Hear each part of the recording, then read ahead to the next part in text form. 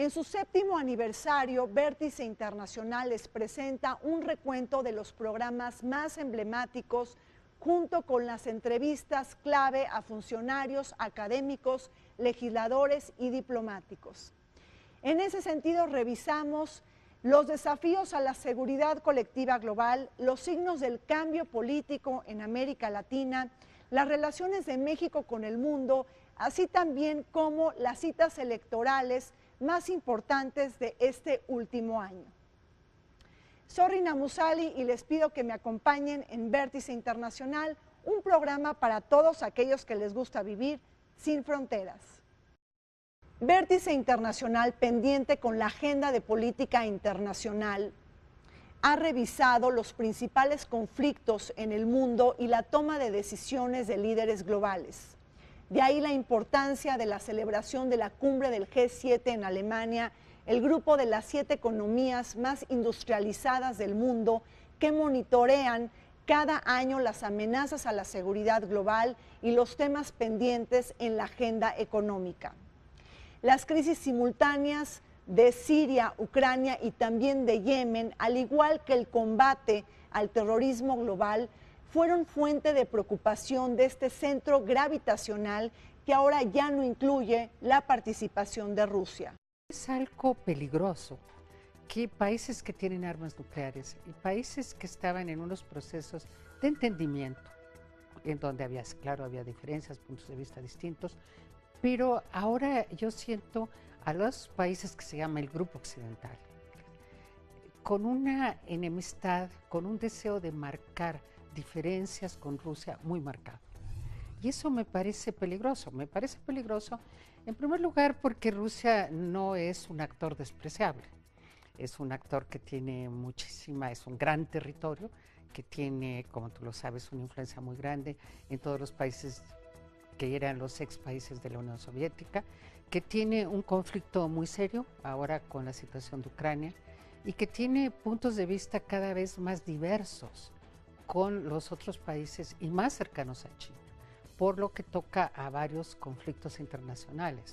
Entonces, bien, la manera de entrar, de que Rusia decida entrar y de que Rusia además entre y busque acuerdos con Irán, busque acuerdos con Irak y busque acuerdos con el gobierno sirio para ponerle un fin al conflicto, es una manera de hacer presencia y también es una manera de decirle a Estados Unidos y decirle a Europa, si se busca una solución al conflicto, tiene que ser con Bashar al-Assad estando al poder.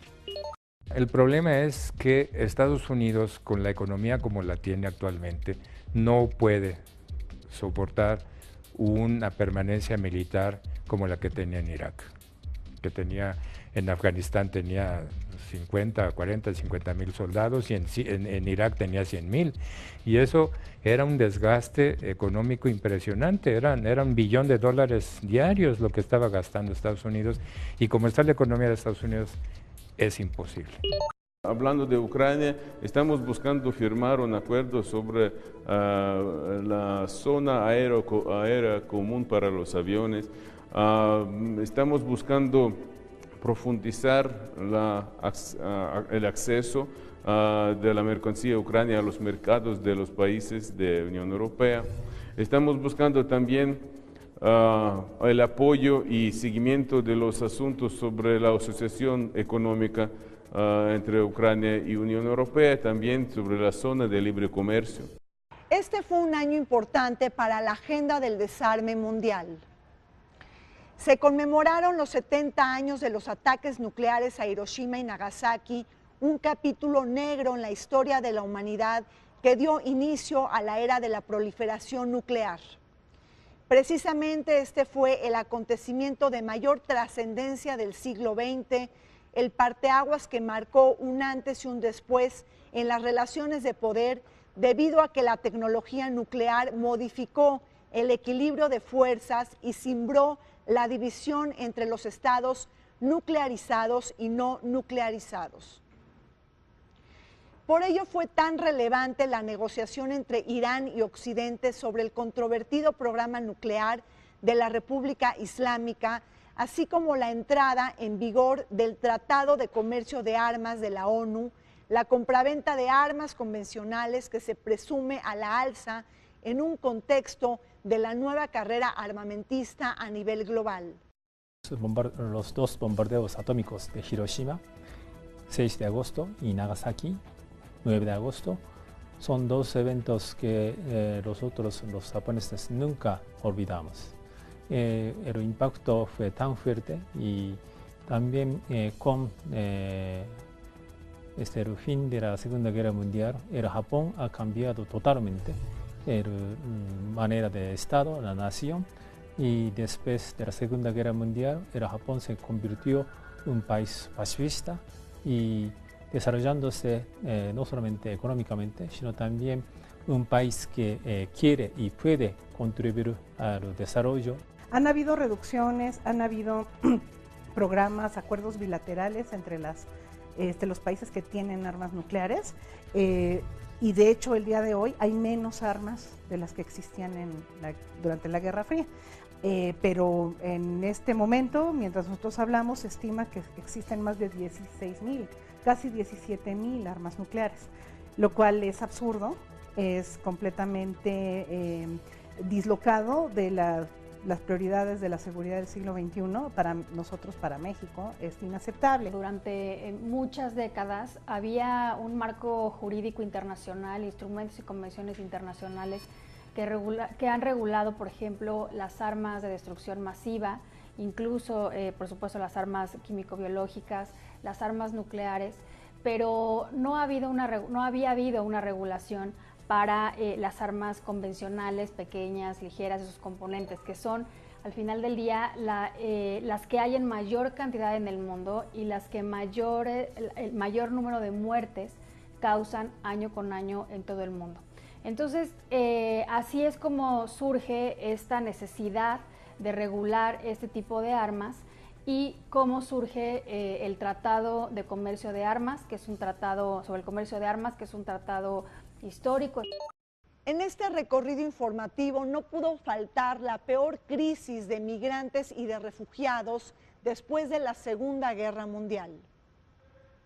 Una crisis mundial que parece imparable ante los conflictos de Siria, Libia, Afganistán, Irak, Yemen y Somalia, que han obligado al desplazamiento forzoso debido a la persecución política, racial, étnica y religiosa, al tiempo de privar una falta de oportunidades y pobreza.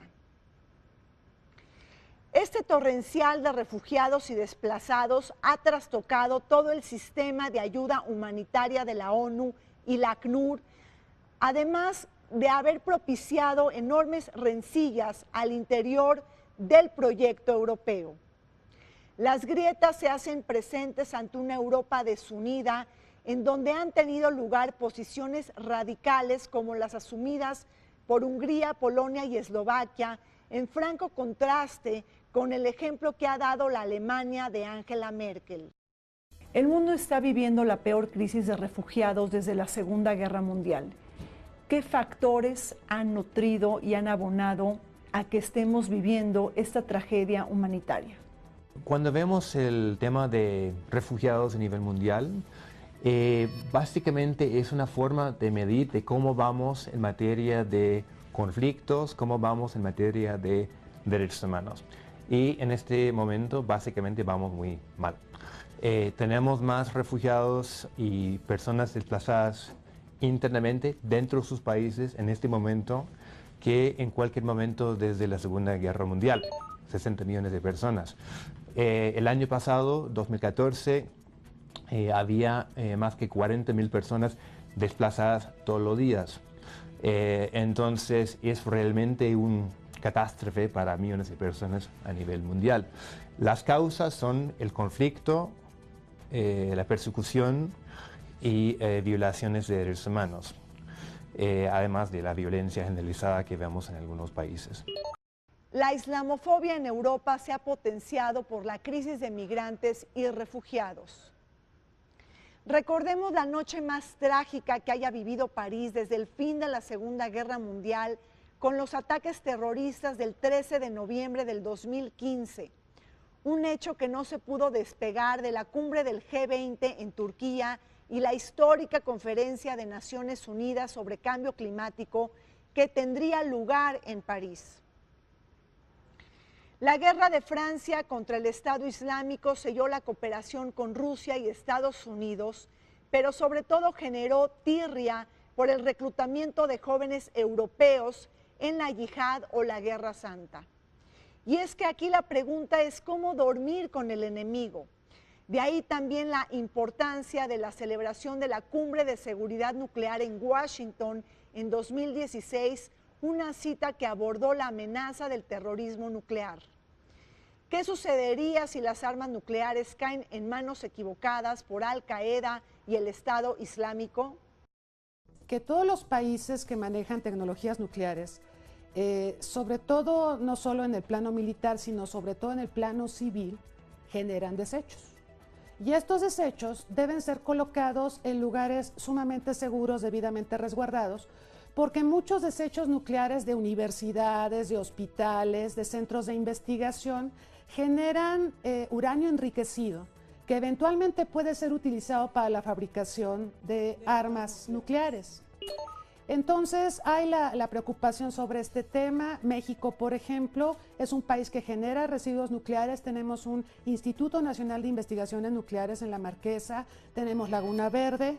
La idea, tomando el ejemplo de México, es que todos esos residuos sean debidamente confinados y resguardados para evitar que puedan caer en manos equivocadas. Como si ser musulmán significara tener el germen del terrorismo cada persona en sí misma, cuando eso es completamente falso. Es decir, son 1.600 millones de musulmanes y los terroristas del Estado Islámico, pues se calcula que probablemente anden exagerando 300.000, ¿no? Así es que realmente se trata de una población muy minoritaria. Sino que son, según dijo el presidente, franceses, matando a otros franceses, pero franceses que tienen una situación muy especial de dolor, de sentimiento, de resentimiento, que los lleva a eliminar a sus vecinos, a sus compañeros de colegio, a sus compañeros de café, a sus compañeros de salas de arte. Se supondría que están integrados, pero no son sociedades bien integradas. Y entonces la explosión surge en el seno de esa misma sociedad. El atacante no viene de fuera, el atacante está adentro. En el mundo de la geopolítica, Vértice Internacional también estuvo atento a los juegos de poder entre Arabia Saudita e Irán. Revisamos la catarsis diplomática sucedida a principios del 2016 y los contextos históricos, étnicos y religiosos que privan alrededor de esta rivalidad. Y es que en el trasfondo, ambos países están buscando el liderazgo regional, dos países que están en claro ascenso. Por otro lado, Vértice Internacional también revisó las tensiones crecientes en la península coreana y la posibilidad de que la bomba de hidrógeno se pueda colocar en un misil. Además, abordamos las tensiones geopolíticas entre Estados Unidos y China en Asia, así como revisamos esta posibilidad de instalar un escudo antimisiles por parte de Estados Unidos en Corea del Sur, algo que ya se ha convertido en una fuente de preocupación para el mundo entero. Si va a haber una confrontación, si va a haber una guerra retórica o una guerra fría como se maneja ahora, es por la cuestión política y energética de la región. ¿Quién va a gobernar o a determinar los precios, la distribución y otros aspectos que tengan que ver con inversiones, refinación u otras cosas en el Golfo? Esa va a ser la situación que haga de Irán y de Arabia Saudí una situación de lucha por el poderío regional. El caso de Arabia Saudita siente un enorme celo por el nuevo poder que ha adquirido, el empoderamiento que se le ha dado a Irán, muy especialmente después de la inafortunada invasión de Occidente a Irak. Esto le quitó a Irán a un adversario enorme que era Saddam Hussein. Yo soy optimista, yo creo que sí es posible retornar al diálogo y es lo que quiere China, Rusia, Estados Unidos, Japón y Corea del Sur, que Corea del Norte recapacite para restablecer el diálogo a 6 bandas. Es lo mejor, porque con ese diálogo se avanzan las partes involucradas y se ha logrado mucho, porque a través de ese diálogo y también el diálogo bilateral entre las dos Coreas, se lograron los intercambios de familias, de generaciones que ya se están muriendo, que quedaron divididas precisamente por la guerra de Corea. Vamos a un corte, no se vaya porque cuando regresemos seguiremos haciendo este recuento especial por el 7º aniversario de Vértice Internacional. Vamos a abordar los signos del cambio político en América Latina.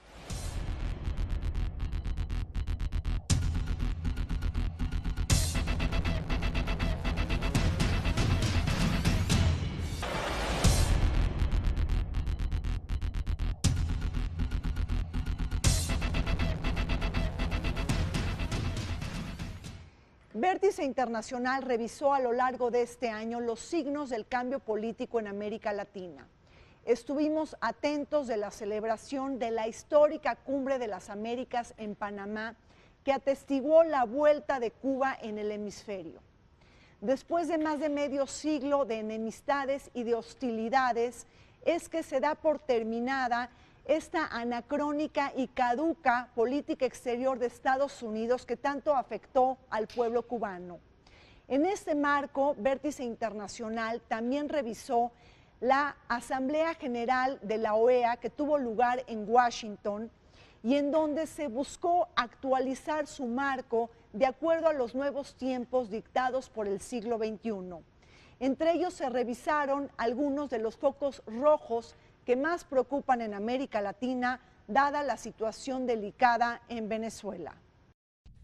Bueno, observamos con mucho interés una presencia mayor de un actor importante como China, pero no es el único. Hay otros actores también cuya presencia en América Latina está en ascenso y creo que eso es completamente normal. El mundo bipolar o el mundo donde se concentraba todo el poder y la influencia en pocos países está cambiando, están emergiendo nuevas fuerzas como la de China, pero también Rusia tiene una proyección particular, pero también en el transcurso de las décadas que vienen, estoy seguro de que vamos a ver entonces otros países que van a tener una proyección internacional más importante.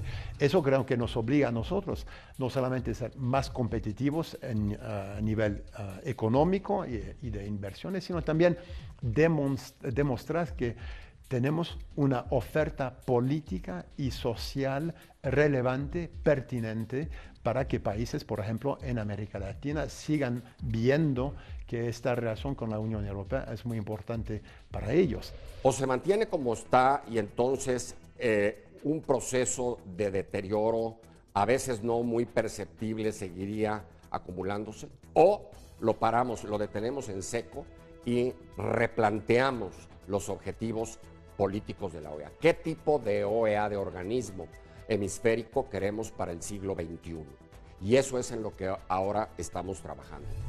La crisis existencial tiene que ver con que una buena parte de los países de Sudamérica empezaron a sentirse poco cómodos en el espacio de la OEA y empezaron a tener una serie de actitudes de desafíos ante esta organización, porque tienen proyectos políticos distintos y, por ejemplo, también proyectos económicos distintos a los auspiciados desde Washington. Entonces yo te diría, la diversidad política y económica es uno de los factores que hizo que la OEA entrara en lo que yo llamo crisis existencial, porque sus decisiones empezaron a bloquear, Reina. Un mecanismo político de la enorme fuerza de Obama, que está recobrando incuestionablemente en el mundo pues el estatus que Estados Unidos había perdido en los años anteriores, con fines electorales, por supuesto, y además pues entrar a la historia. Todo presidente americano en los últimos 2 o 3 años pues quiere algún gran acontecimiento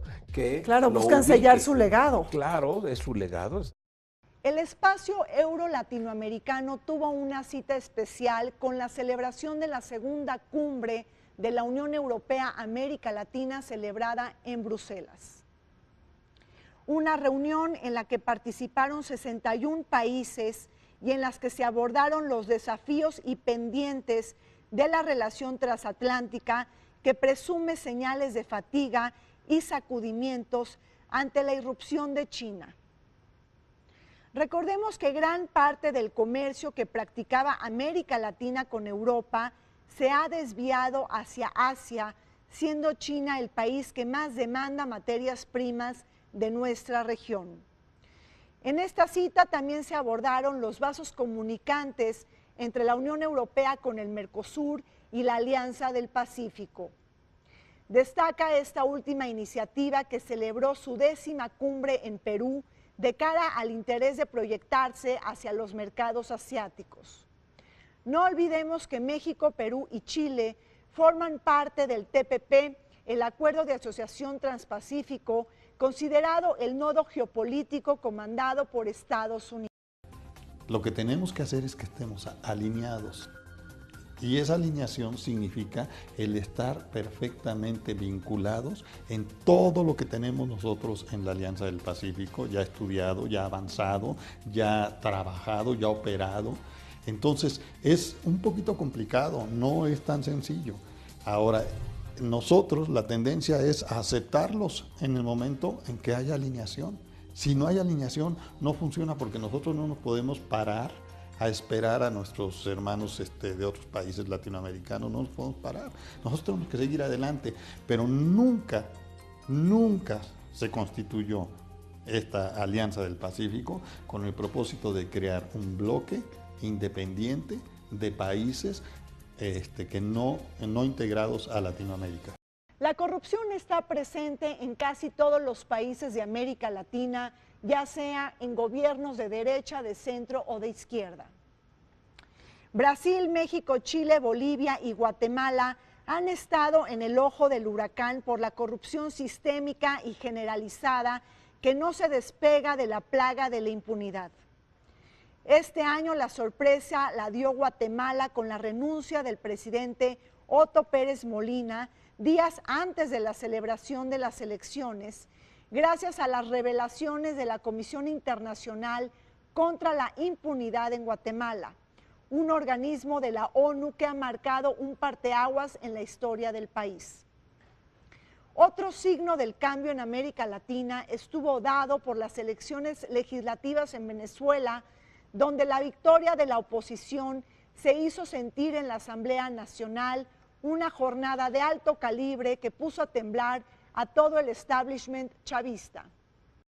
Efectivamente, estas elecciones se convierten en lo que pudiera ser sin duda un parteaguas en la historia política y social contemporánea de Venezuela. Desde hace prácticamente 16 años, el Parlamento, la Asamblea Nacional de la República Bolivariana de Venezuela ha estado en manos del oficialismo. De hecho, a este movimiento de protesta, que en algunos casos es hasta un poquito histriónico, ¿verdad? Se está llamando la primavera centroamericana, emulando un poquito a la primavera árabe. Ojalá que no terminemos como ellos, ¿verdad? Y que sea algo eficiente y que produzca resultados a un plazo mediano o largo. Por eso se replicó el esquema de protesta y de denuncia de Guatemala en Honduras. Y se habla de que puede ser tomado por El Salvador y por Nicaragua. Una nueva ecuación en el tablero político de América Latina se está inscribiendo con la llegada de Mauricio Macri a Argentina. El adiós del kirchnerismo se materializó con el voto por el cambio que inclinó el péndulo político hacia la derecha. Con la bandera de la transparencia, justicia independiente y un vuelco en la política exterior, es que Mauricio Macri inició su mandato con una serie de reformas económicas encaminadas a superar la falta de crecimiento. Seguido del giro significativo en Argentina, Bolivia también fue un país que Vértice Internacional puso en el radar.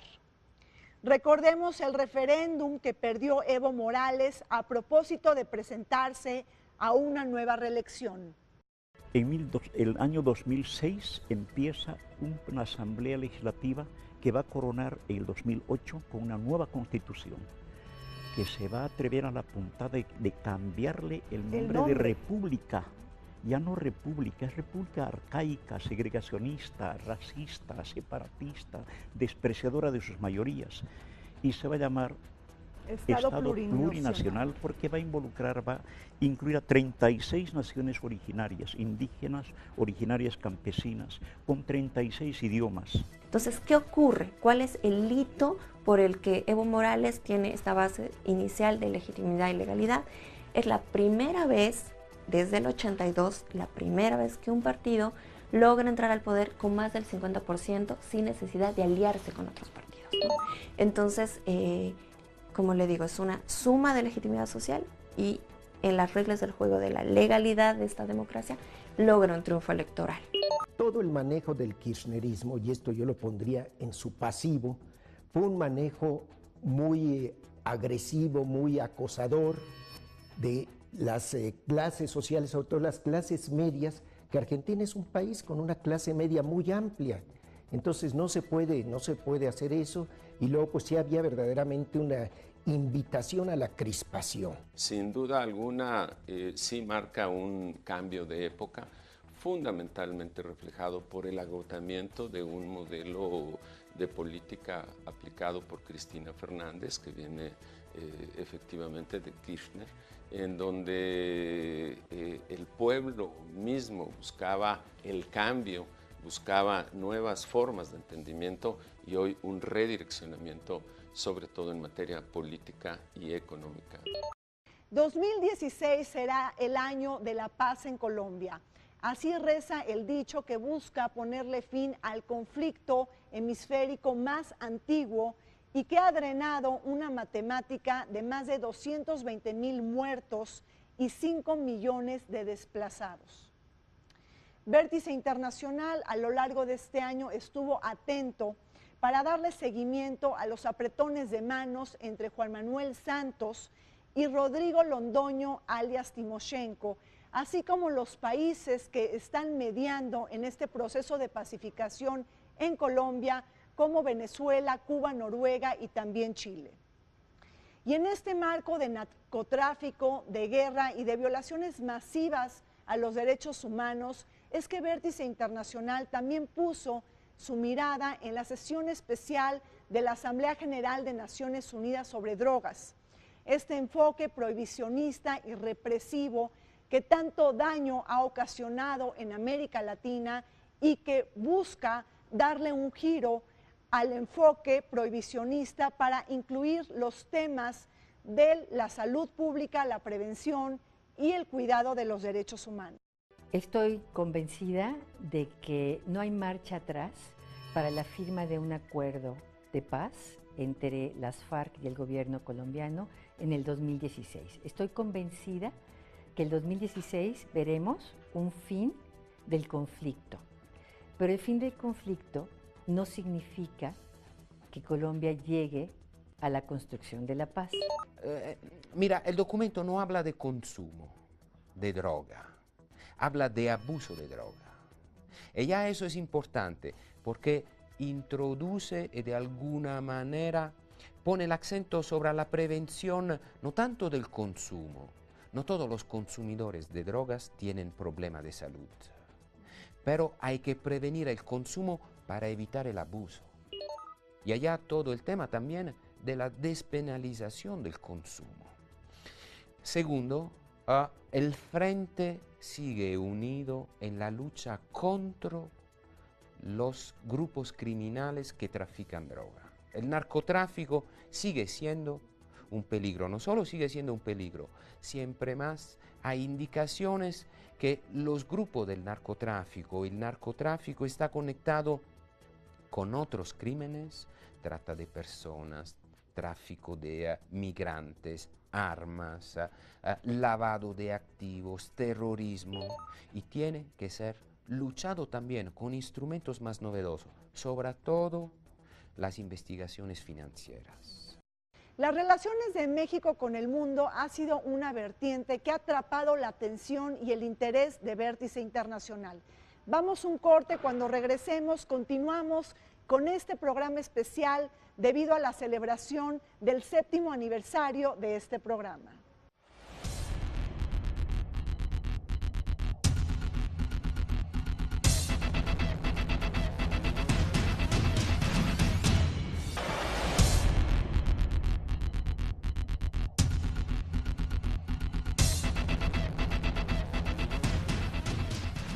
Vértice Internacional compartió con ustedes a lo largo de este último año 49 programas sobre el acontecer mundial y sus impactos para México. Revisamos 2 visitas interesantes de líderes mundiales. Ahí están la visita de Dilma Rousseff, la presidenta de Brasil, y también la visita de Michelle Bachelet, la presidenta de Chile, a nuestro país. Y es que la relación México-Brasil es fundamental porque en conjunto representan más del 60% del PIB latinoamericano, un motor que debemos de estar pendientes sobre cómo evoluciona. Por otro lado, la visita de Michelle Bachelet, la presidenta de Chile, a nuestro país, se inscribió en los 25 años del restablecimiento de relaciones diplomáticas entre México y Chile, una relación clave en donde se comparte un tratado de libre comercio, una asociación estratégica, además de recordar que estos 2 países participan bajo el armazón económico y comercial de la Alianza del Pacífico.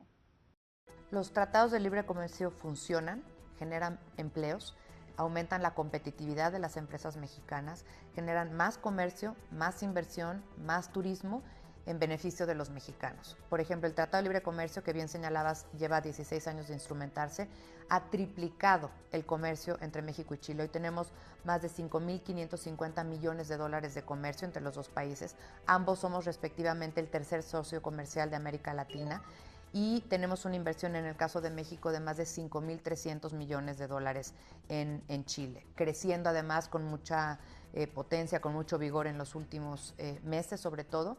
Y desde luego ese es un componente importante, pero también hay cooperación en materia de seguridad, cooperación en materia de medio ambiente y cambio climático. Han caído los pretextos de honor que hacían difícil la relación. No, yo soy el más importante en América Latina, no, tú estás con los... Eso se acabó.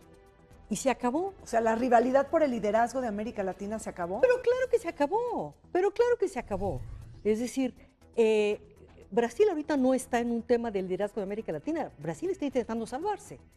Y México está intentando salvarse, ¿no? Los dos regímenes políticos han quedado desnudados por la sociedad.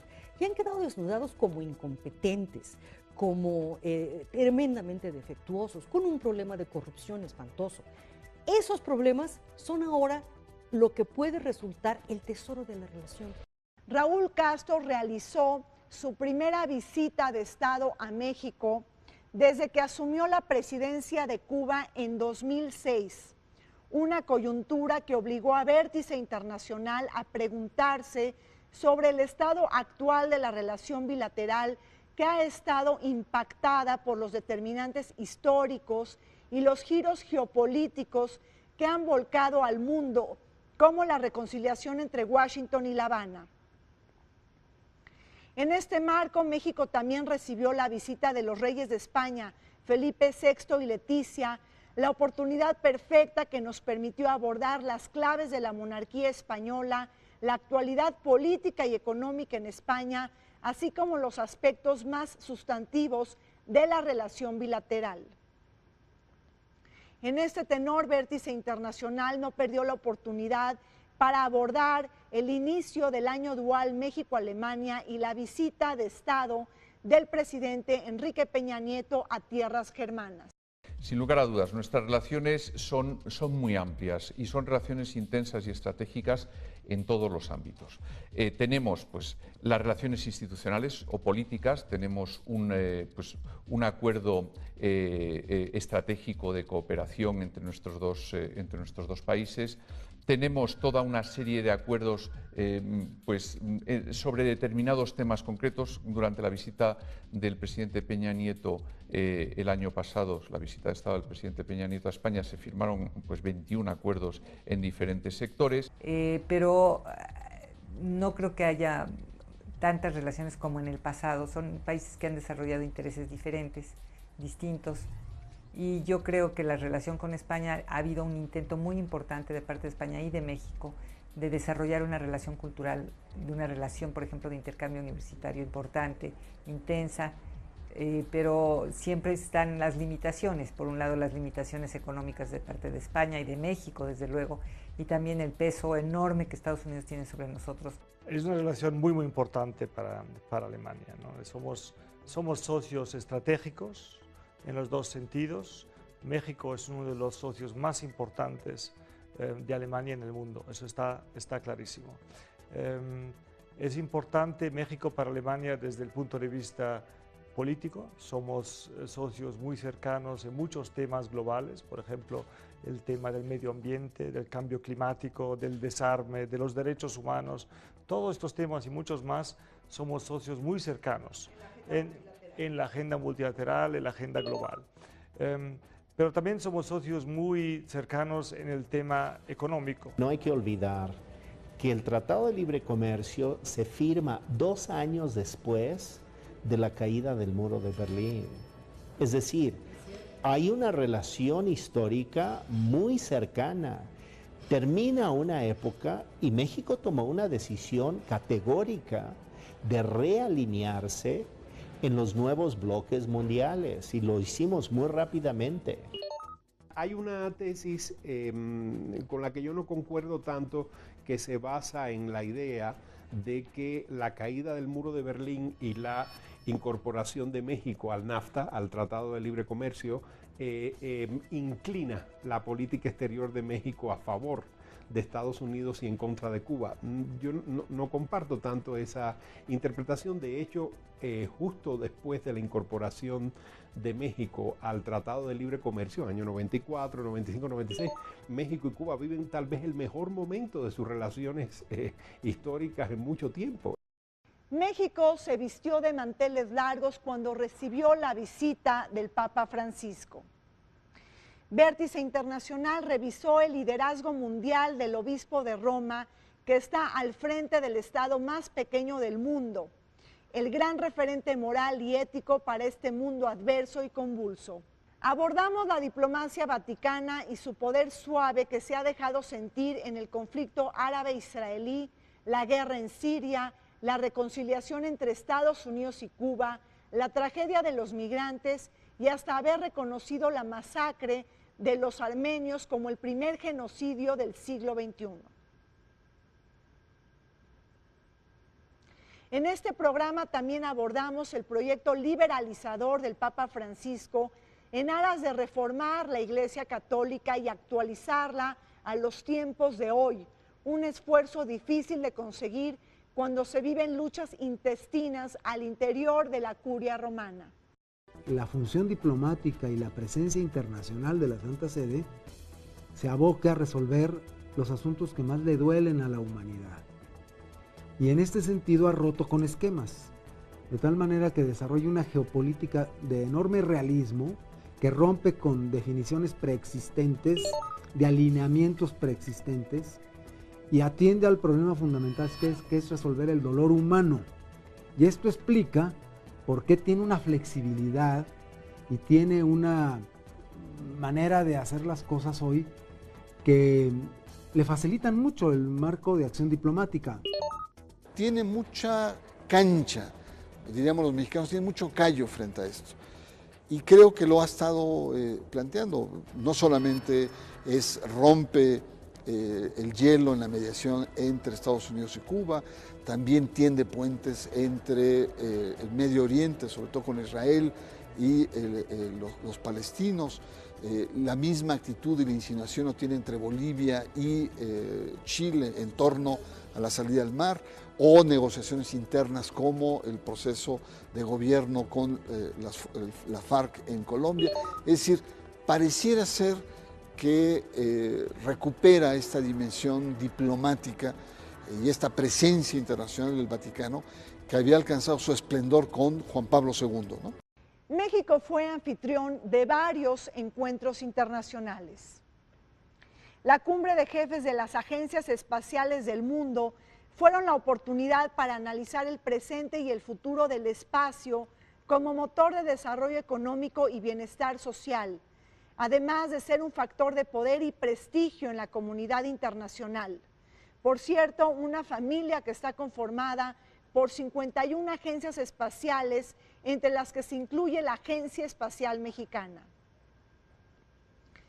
De manera paralela, México fue sede de la Cumbre Global de la Alianza para el Gobierno Abierto, en la que participaron 70 países, a propósito de avanzar en los temas de transparencia, rendición de cuentas, acceso a la información y participación ciudadana. Por otro lado, Vértice Internacional revisó la sede de México de la Conferencia Regional para América Latina y el Caribe de la FAO, en la que participaron ministros de Agricultura, Medio Ambiente y Desarrollo Social de 33 países. Francisco, por primera vez en la historia de la Ciudad de México abrigamos esta cumbre de jefes de agencias espaciales del mundo. ¿Cómo miras todo el mapa de actores de la comunidad internacional del espacio? Esta cumbre se organiza gracias a la buena disposición de la Secretaría de Comunicaciones y Transportes, que va a ser el anfitrión, junto con la Agencia Espacial Mexicana, y la Academia Internacional de Astronáutica. Esta academia se formó durante la Guerra Fría con el propósito de propiciar que el espacio se utilice para fines pacíficos únicamente. Y hemos visto progresos muy importantes, ¿sí? Terminó la Guerra de las Galaxias, terminó la Guerra Fría, hay cooperación entre las dos grandes titanes que en la época de la Guerra Fría fueron Rusia y los Estados Unidos. Cuando surgió FAO hace poco más de 70 años atrás, fue la primera vez que el mundo toma conciencia o toma una decisión global para trabajar sobre el tema del hambre.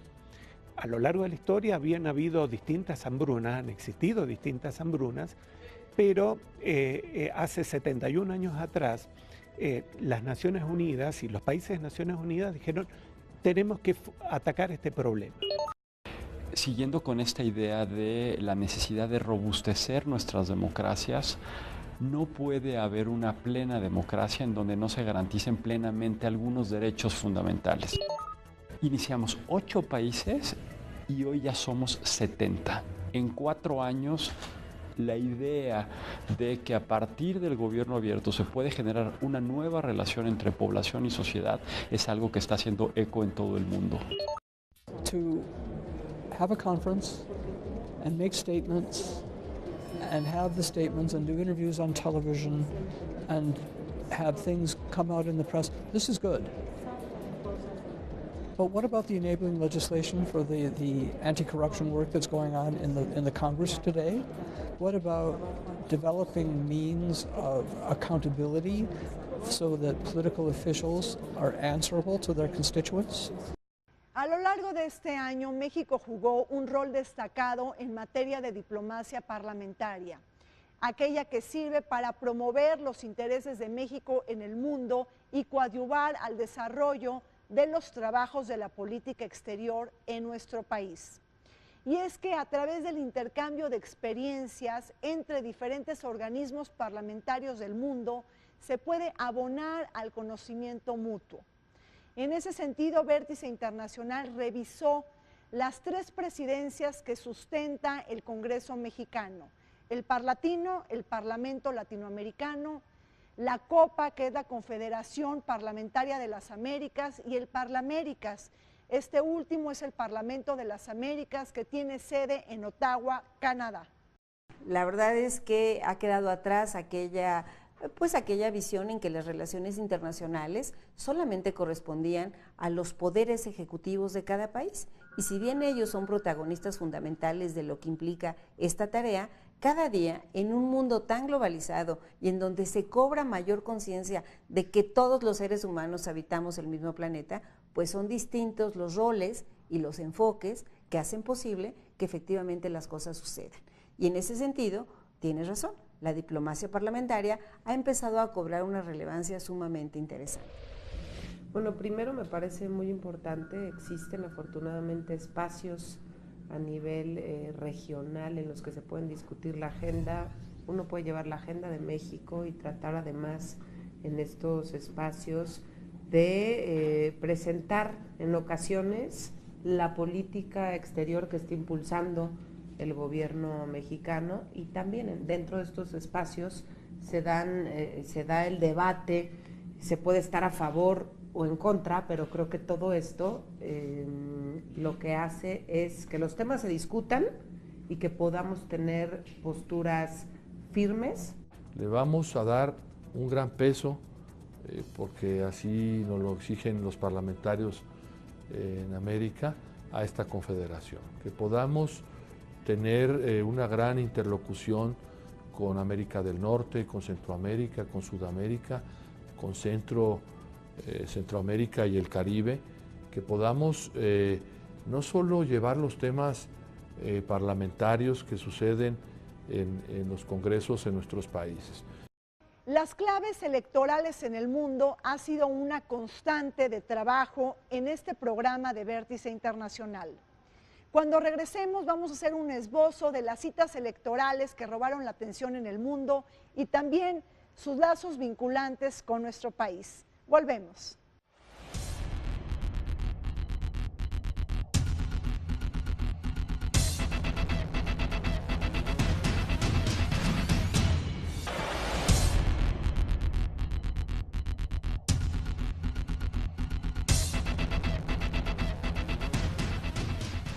Los cambios de liderazgo y la inauguración de nuevos ciclos políticos ha sido una de las vertientes que más ha llamado la atención en Vértice Internacional. En ese sentido, no pudimos esquivar la jornada electoral tan interesante del Reino Unido, en donde David Cameron, el primer ministro, consiguió la reelección, además de una victoria muy simbólica y también muy importante para los escoceses dentro del espectro político de este país.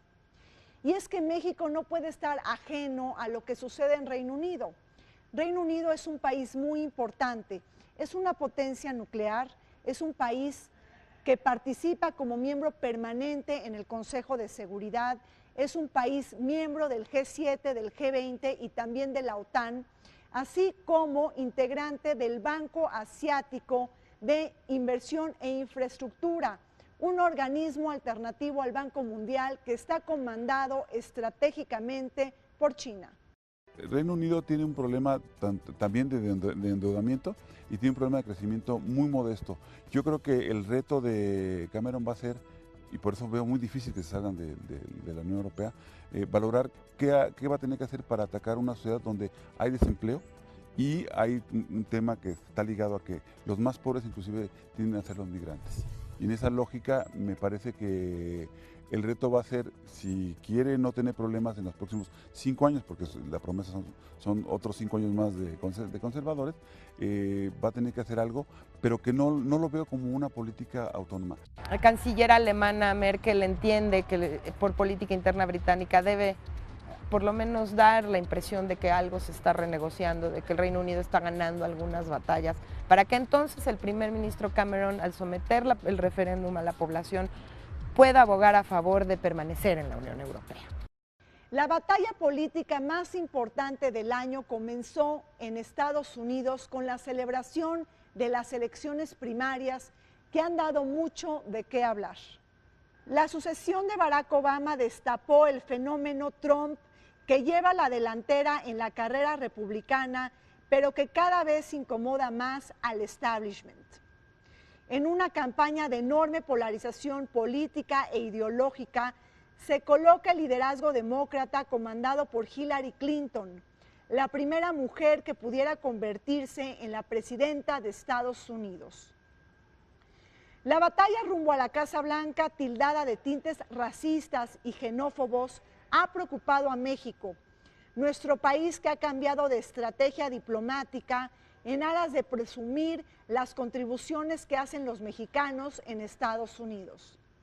Creo que Donald Trump está explotando esta ventana de oportunidad que el tema racial, el tema de integración cultural, el tema de convivencia social en los Estados Unidos, que ha tenido precisamente en los últimos años pues una situación muy desafortunada con los asesinatos en escuelas, con temas, digamos, que brutalidad policíaca.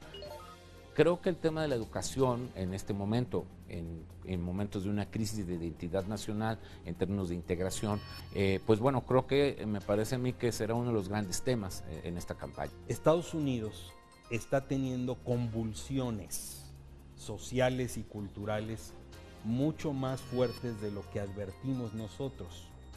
Y yo no digo que eso justifique conductas que son absolutamente condenables, como el racismo, sino simplemente hay una muy difícil transición de una sociedad que no acaba de ajustarse a la idea de que eran una sociedad predominantemente blanca y dejarán muy pronto de serlo. Otra cita de gran interés para México fueron las elecciones celebradas en Canadá, en la que se logró desbancar a Stephen Harper, el ex primer ministro que buscaba la reelección por un cuarto mandato. El liderazgo fresco y ascendente de Justin Trudeau del Partido Liberal cifró el voto de la alternancia y descontento que privilegió la agenda progresista canadiense, un hecho que generó resonancia en México debido al enfriamiento de la relación con Canadá, que se tocó, por cierto, con el episodio lamentable de la imposición de las visas. Resarcir las relaciones dañadas para dos países miembros del Tratado de Libre Comercio de América del Norte ha sido la prioridad entre Enrique Peña Nieto y Justin Trudeau.